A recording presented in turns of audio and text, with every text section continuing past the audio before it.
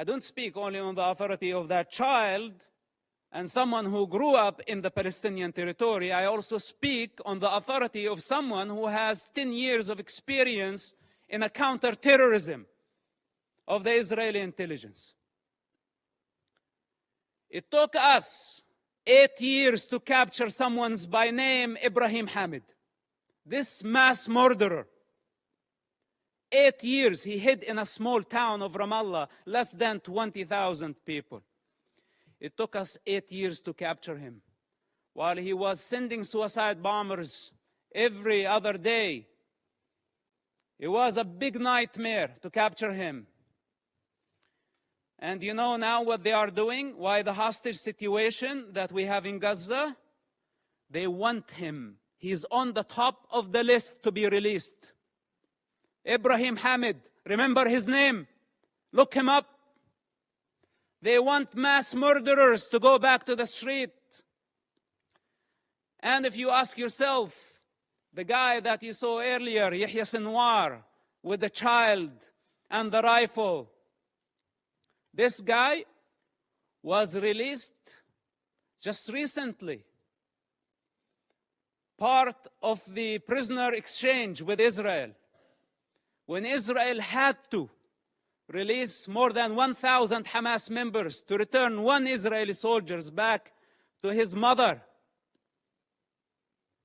And Hamas had a taste to that. So they thought this time they can go and bring 200 hostages and more. So they can bring the only true democracy in the Middle East to its knees. This is why it's a very brutal war. For those who are in the intelligence communities, they understand the significance of this. And they know that that Israel cannot release more Hamas terrorists. Because this guy, you saw, Yahya Sinwar, he is the mastermind behind the attacks on October 7th. And how can Israel afford, or how can any of you validate or prove the release of mass murderers back to the street so they can carry a lot more terrorist attacks and hijack an entire society, use hundreds of thousands of people as human shields? Is this our way of solving the problem? We need the correct vision. First of all, we need to identify the origins of suffering, where it's coming from. Where does it originate from? We need to identify the disease. Then we can provide the cure. Up to this point, we haven't identified the disease. And for those who know the problem, they don't have the courage to stand and say, we have a problem with Hamas. But most of us have our own calculations. From Russia to China to the rest of the superpowers, given Hamas cover. Hamas gave the attacks on October 7th as a birthday gift to Putin. For those who did not make the connection. And I don't want to go farther. Now nobody's talking about Ukraine, using Hamas as the wild card in the Middle East, igniting a religious war to just divert your attention somewhere else.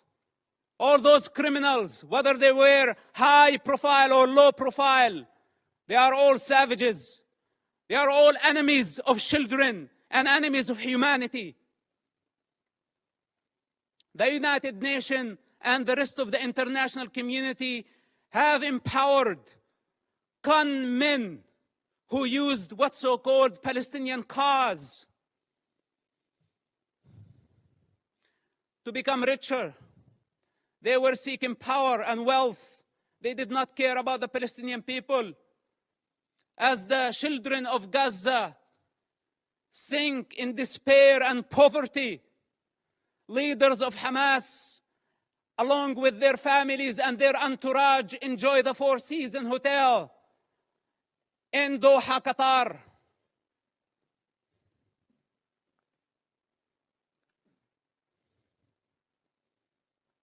We can continue putting our head in the sand, but then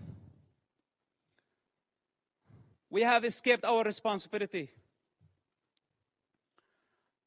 I can go on and on for hours, or should I say for 45, 6 years of my life.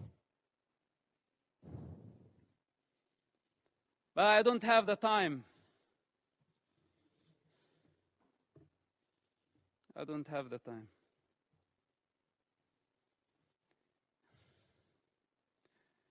If we don't eradicate Hamas this war and this time, if we don't eradicate them, the next Gaza war is going to be deadlier. It's going to be much greater. If today we are complaining about 10,000 casualties, even though I'm not sure about the numbers because it's Hamas statistics, I don't trust anything they say or anything they do. But even if it was true, it's actually a miracle that we have only this number. The next war, we will be talking about hundreds of thousands. This is the 4th war with Hamas and the 5th war in Gaza, because also Islamic Jihad had their own war. If we don't eradicate Hamas and other terrorist groups in Gaza this time and give Gaza back to the people of Gaza, we will give them legitimacy. We will show them that we are afraid. And tomorrow, they will come back with vengeance. What made Hamas attack this time a lot stronger than the past wars? Because under the international pressure, we had to negotiate with them. And we had to give them legitimacy. This is what encouraged them and gave them power. You know, Qatar, for example, it's a member of the United Nations, playing the mediator, etc. They could have fooled me. They are the ones hosting Hamas. They are the ones who have been funding Hamas. Russia, Musa Abu Marzouk, a Hamas top leader, was in Moscow just yesterday. Okay, to be more accurate, a week ago. What's this? Where democracies should be united in fighting such savages. All of us saw Hamas, you call a hostage situation, but you want the true term Hamas uses for this? Booty. It's not even hostages. It's not war prisoners. All of us saw Hamas, savage, grab a teenager girl from the neck, pushing her into the unknown. That's your very freedom. That girl represents your freedom. And none of us thought about the mother of that kid and how she felt about seeing her daughter being dragged that way by a savage who wants to dominate, who sees women as a property. This is how Hamas sees women, a property, something they can own. As they want to own territory, more territory, their lust, their sexual lust, their lust for power, their lust for territory.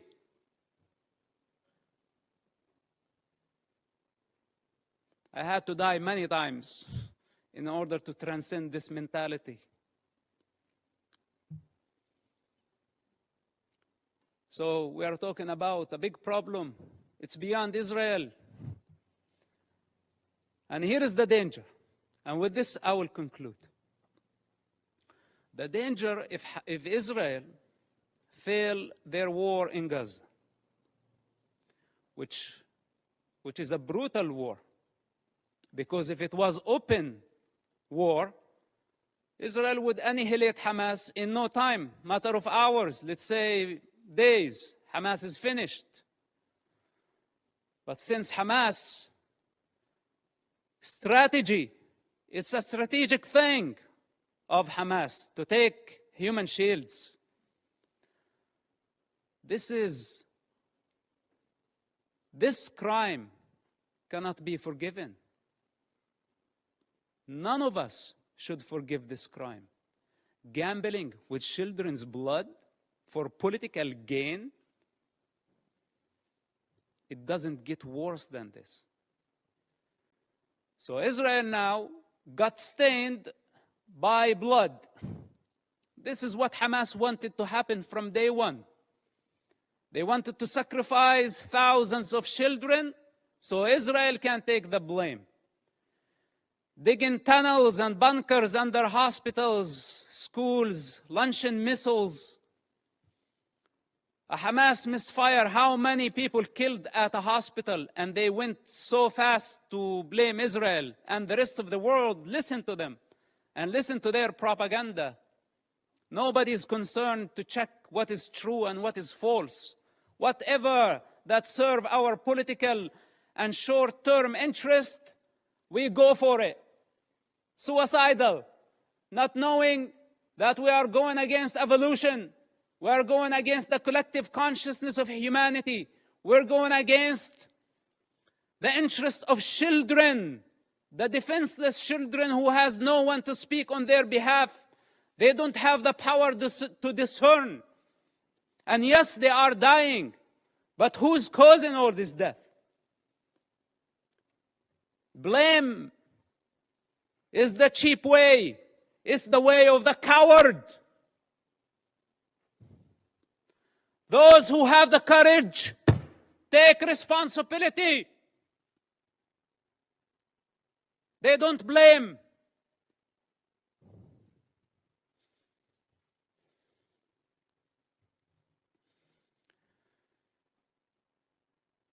If Hamas is not defeated, if Hamas is not eradicated in Gaza, we will set the model. We will give the freedom to so many radical groups around the world, especially in Europe. Because many of ISIS have fled to Europe under civilian cover. They are sleeping cells in Europe. And there is a migrant problem in Europe. And there is an Islamic problem in Europe. And this is just a warning. If you really care for the global security, and I speak as a person who was part of the counterterrorism effort against radical Islamists, if Hamas is not defeated in Gaza, it will inspire many groups around the globe.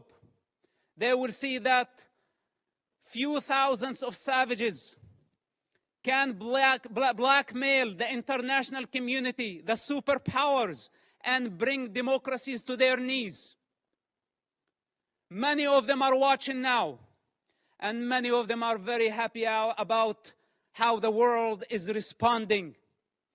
And many of them are satisfied to see the state of confusion and fear and anxiety. This is the time to get united. Because if Israel fails in Gaza, all of us, we will be next. Thank you for listening, and thank you for giving me the opportunity. May God bless all of us and protect our children, not only the Palestinian children, but also the Israeli children. Bring the hostages back to their families. And may God bring peace to this divided world. Thank you very much for listening.